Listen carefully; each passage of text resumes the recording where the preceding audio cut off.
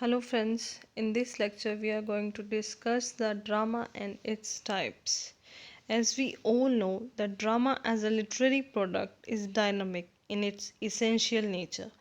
The dynamic nature of drama may at best be understood through tracing the trajectory of its evolution as an art form.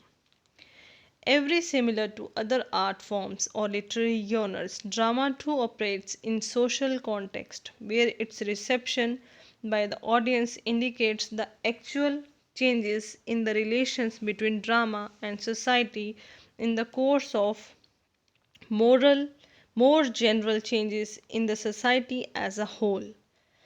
With varying time and places, the themes of the plays do change. Resultantly, we see several types of dramas in existence. In this connection, Raymond Williams has made a very insightful remark that dramatic forms changes with the passage of time, with the change of the structure of feelings, and some of the major dramatic forms with which a learner of literature should be familiar with are listed below. The first type of drama is tragedy. The literal meaning of the term tragedy is goat song. The word seems to be derived from the ancient practice of offering a goat as a sacrifice in the honor of Dionysus, the Greek god of wine, fertility, and drama. Tragedy, in the form of dramatic art, projects the serious human action through a character probing into the existential question pertaining to human life. Commenting on the genealogy of tragedy, Aristotle opines that the tragedy developed from improvisations on and a type of choral poetry centered around mythological subjects. Prominent Latin author Horace traces back the origin of tragedy into the writing of Thespis, who portrayed the legendary characters of myth instead of narrating their experience through songs. During Renaissance, the entire focus of tragedy writers shifts from the dynastic personages to the fall of famous man. The tragedy of this period chose men of rank. Second important kind of drama is comedy. Very similar to tragedy, comedy too is believed to be religious in its origin. In a modern sense, comedy refers to any work generally intended to be humorous or amusing by inducing laughter, especially in theater, television, film, stand up comedy, or any other medium of entertainment. The origins of the term are found in ancient Greek. In the Athenian democracy, the public opinion of voters was influenced by the political satire performed by the comic poets at the theatre. The theatrical genre of Greek comedy can be described as a dramatic performance which pits two groups or societies against each other in an amusing agony or conflict. Northrop Frye depicted these two opposing ideas or sides as a society of youth and a society of the old. In this struggle, the youth is understood to be constrained by his lack of social authority and is left with little choice but to take recourse in rushes which engender very dynamic irony which provokes laughter. Another kind of drama is melodrama. A melodrama is a dramatic work in which the plot, which is typically sensational and designed to appeal strongly to the emotions, take precedence over detailed characterization. Melodramas typically concentrate on dialogue, which is often bombastic and at times extremely sentimental rather than action. Characters are often simply drawn and may appear stereotyped. Melodramas are typically set in the private sphere of the home and focus on morality and family issues, love and marriage, often with challenges from an outside source such as a temptress or an aristocratic villain.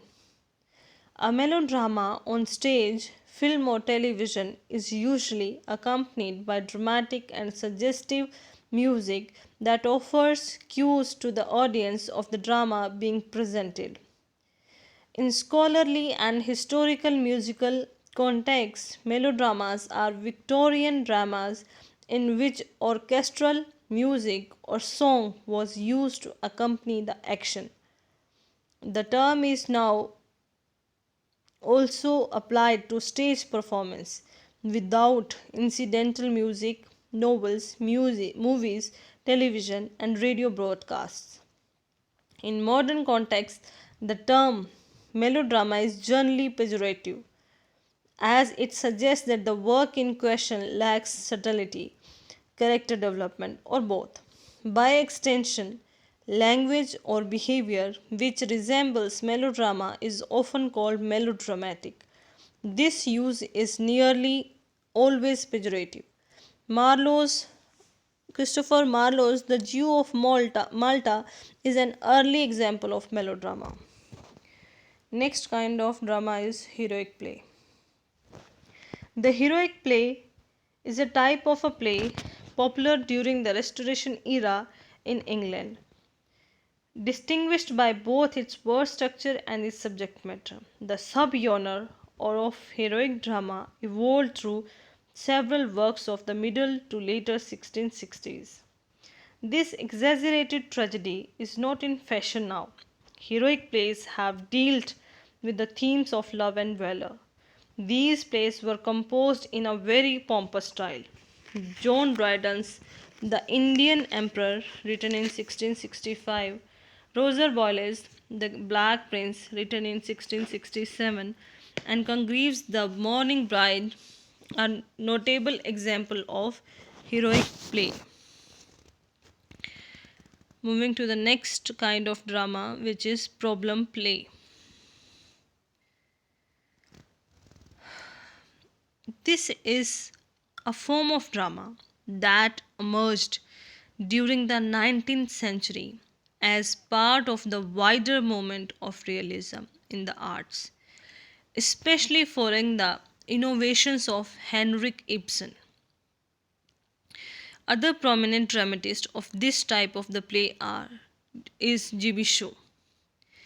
It deals with contentious social issues through debates between the characters on stage, who typically represent conflicting points of view within a realistic social context.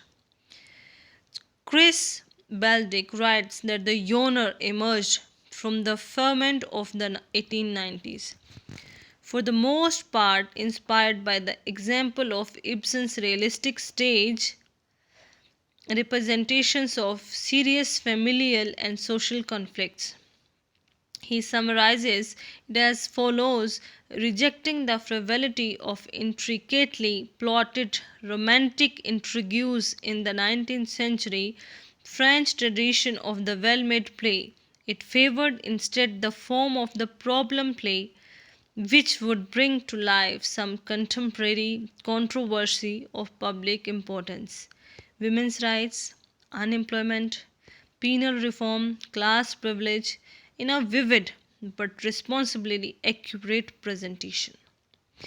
The critic F.S. Boas adapted the term to characterize certain plays by William Shakespeare that he is considered to have characteristics similar to Ibsen's 19th century problem plays.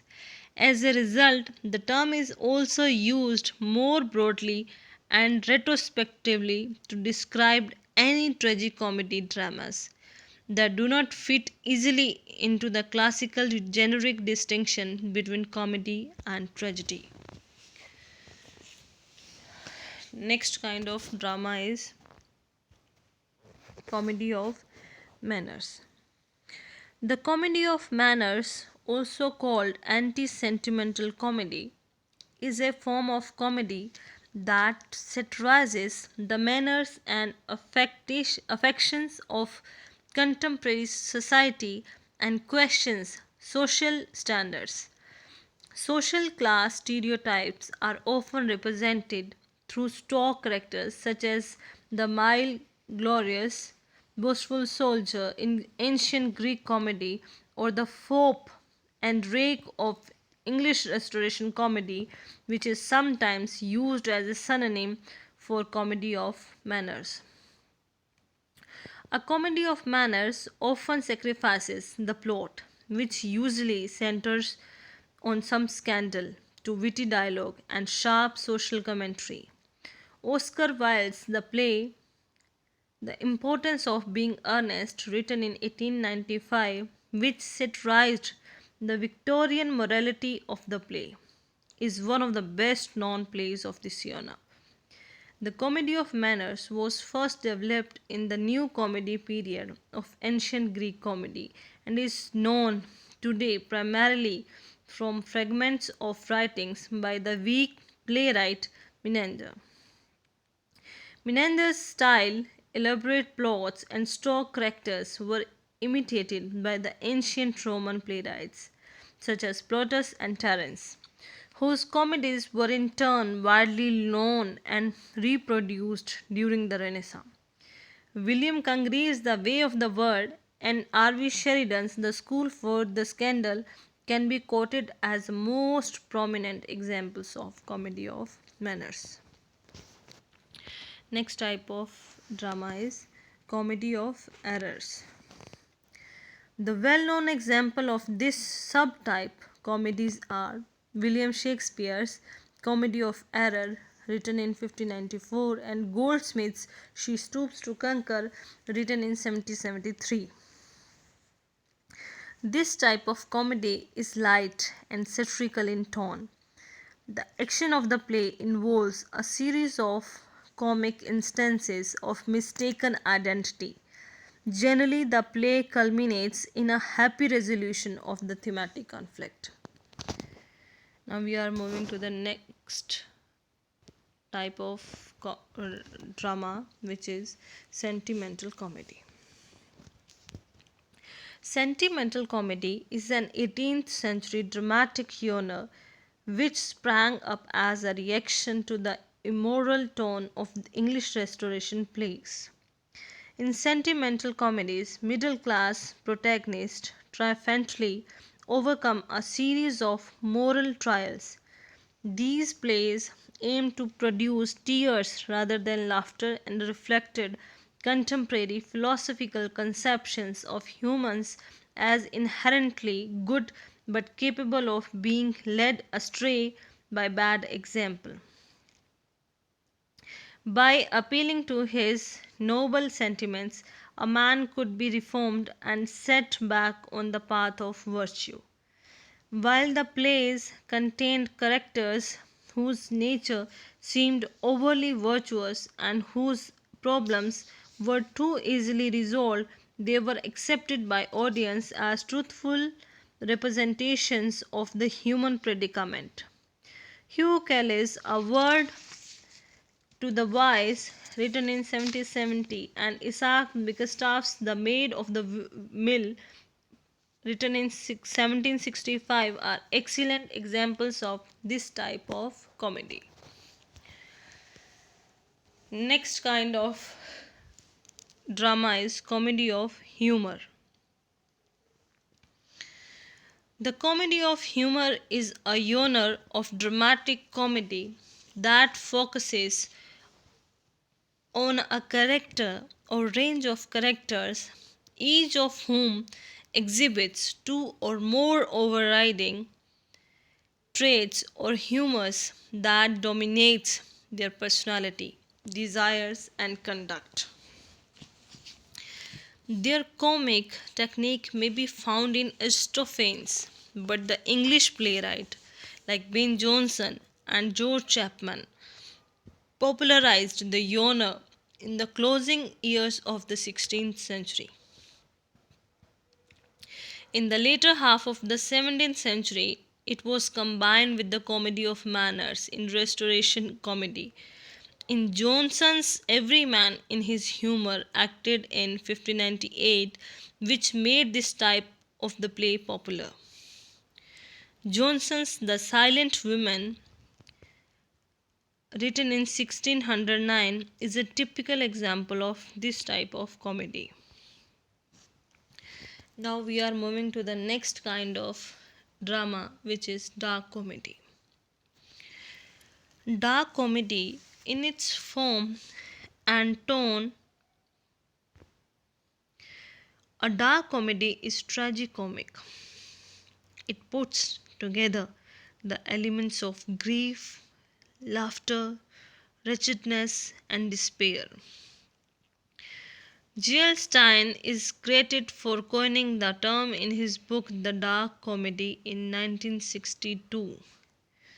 The plays of Anton Chekhov are notable examples of this type of comedy.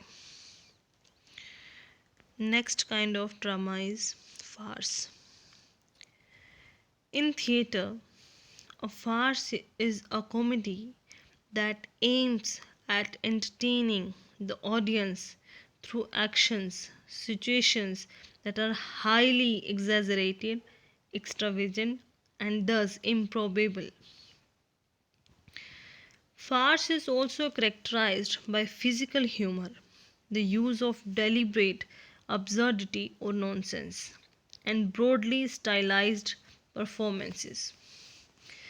Double meaning, jokes, and drunkenness too are the fundamental elements of these plays. It is also often set in one particular location where all events occur. Farces have been written for the stage and film. The characters in such type of dramatic performances are not fully developed. Oscar Wilde's play The Importance of Being Earnest, written in 1895, and Shakespeare's play The Taming of the Shrew are full of farcical elements. After farce, we are moving to the next kind of drama, which is mime. Mime is a dramatic form devoid of dialogue. In theatrical performance of mime, the acting is done silently. Greek is considered as the place of origin of this art form. The term mime is derived from a single masked dancer called pantomimas. In the absence of verbal dialogues, the costume and makeup of the actors become very significant. Mime demands the highest degree of concentration both on the part of the actors and audience. It is so because the actors have to convey the meaning only through the gestures, and the audience have to understand those gestures and move of the actors. Next kind of drama is the drama of ideas. George Bernard Shaw is accredited with creating the theatre of ideas. The drama of ideas covered a broad area of human existence. The themes discussed in these plays covered include poverty, prostitution, sexism, sexual equality, inequality, philosophical problems, and religious dogmas. These plays are intellectual in terms of the tone and temperament. Emotions have little scope to move the audience. After the drama of ideas, we are moving to the next kind of drama, which is propaganda plays.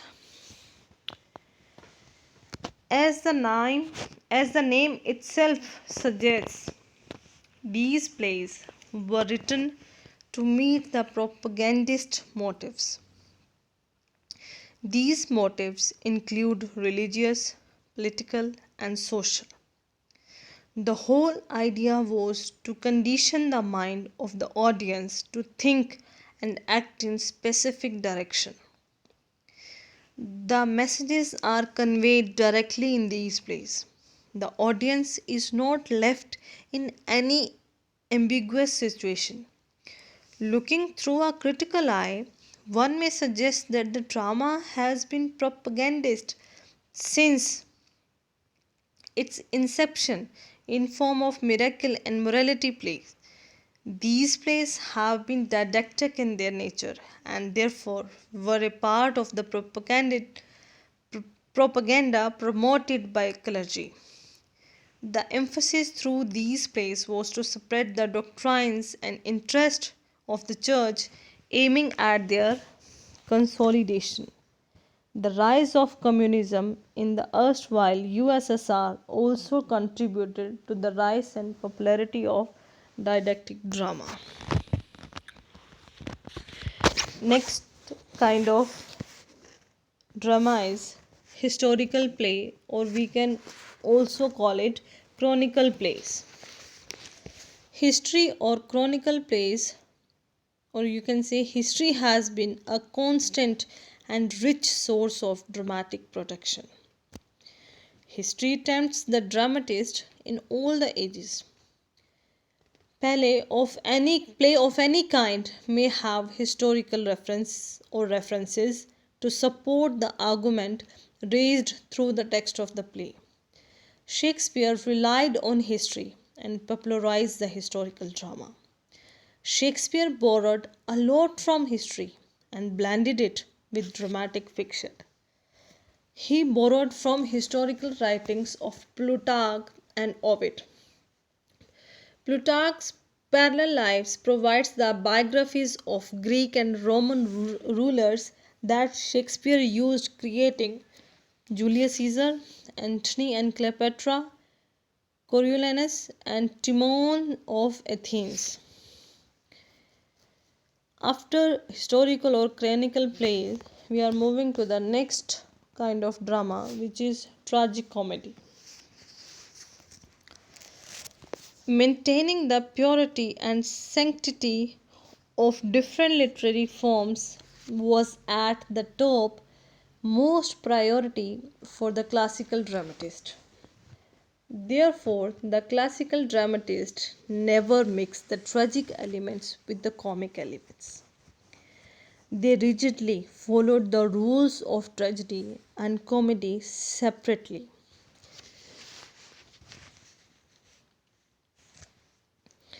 However, with passage of time, this watertight division was loosened as the dramatists commenced combining the tragic with the comic in their plays.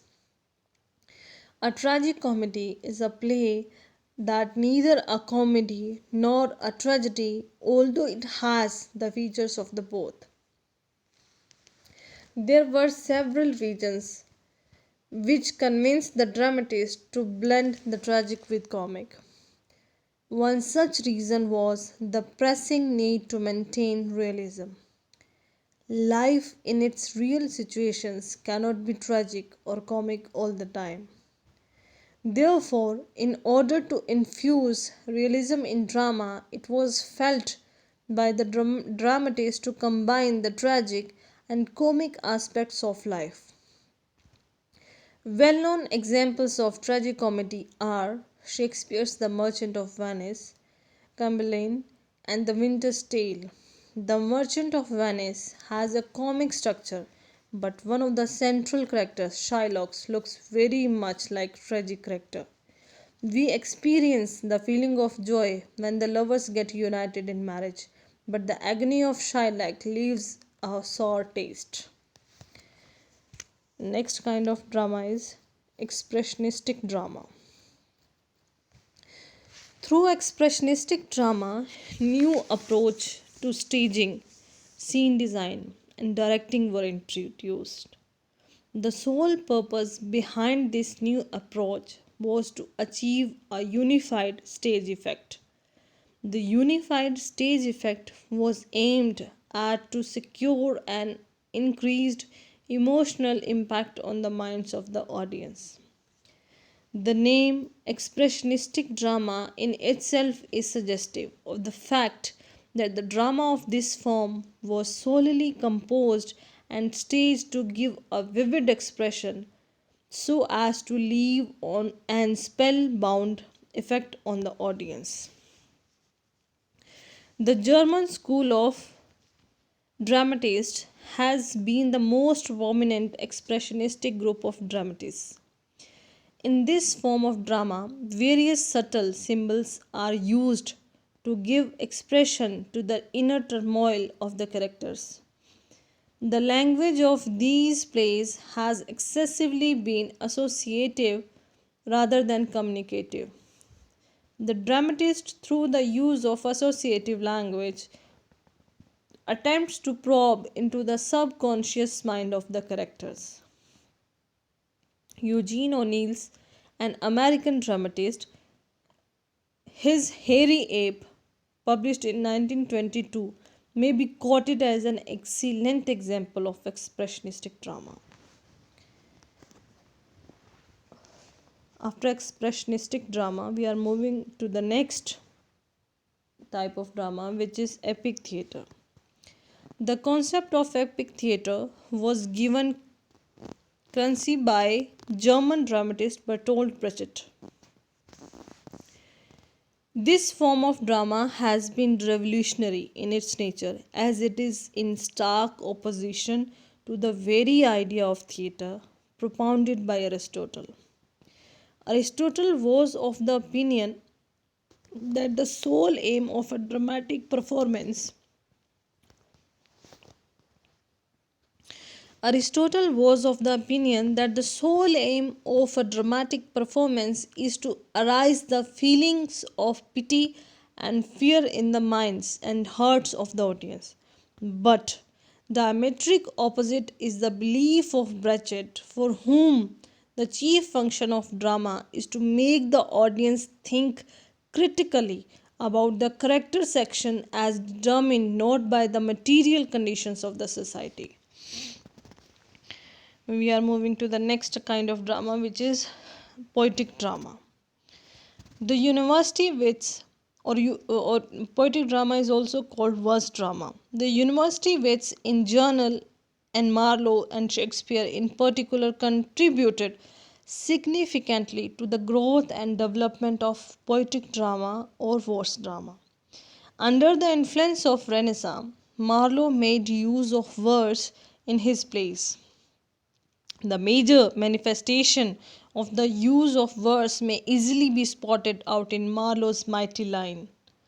Later on, in 20th century, the verse drama poses a reaction against naturalistic prose drama of Ibsen, Shaw, and Galsworthy. Further, it is given more when seen through the mature hands of T.S. Eliot and Christopher Fry, who wrote the plays in verse.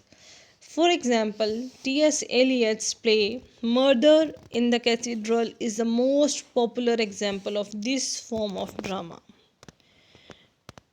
After poetic or verse drama, we are moving to the next kind of drama, which is dance drama. In some theatrical performances, the dance becomes a very significant part of the action in the play. The story is conveyed through the dance of the actors who makes use of subtle non-verbal gestures. Traditionally, too, dance and acting are closely associated with each other, and therefore these are inseparable. The classical South Asian dancer, equipped with their repertoire of gestures language, alternates between Narita, pure dance, and Nritya, interpretive dance, and Natya, dance with dramatic element. The Natya Shastra, a 2000-year-old Sanskrit treatise on dramaturgy, provides significant insights on dance drama. Another type of drama is radio play. The radio script is also a form of drama, but this form has competed with the mainstream programming on the commercial radio in the UK. Radio drama has been popular in the United States and Australia. However, with the advent of TV as a major source of entertainment, the radio play lost its popularity. Dylan Thomas under Milkwood has enjoyed great success as a radio play and even as a television drama. So, these were the types and kinds of drama. In your syllabus, you will get many kind of drama from which you have to attempt according to your syllabus. For example, you will get six short notes on any of the following types of drama, and you have to one any four. You will get six and you have to attempt any four out of the six, and it will carry 10 marks. So we have many kinds of drama. For example, I am reading it again for your sake: tragedy, comedy, melodrama, heroic play, problem play, comedy of manners, comedy of humor, sentimental comedy, comedy of humor, dark comedy, farce, mime, the drama of ideas, propaganda plays, the historical plays, tragedy, tragicomic, uh, expressionistic drama, epic theatre, verse drama, dance drama, radio plays. And students, you have to attempt four kinds of drama out of six. So be prepared for your paper. Thanks a lot.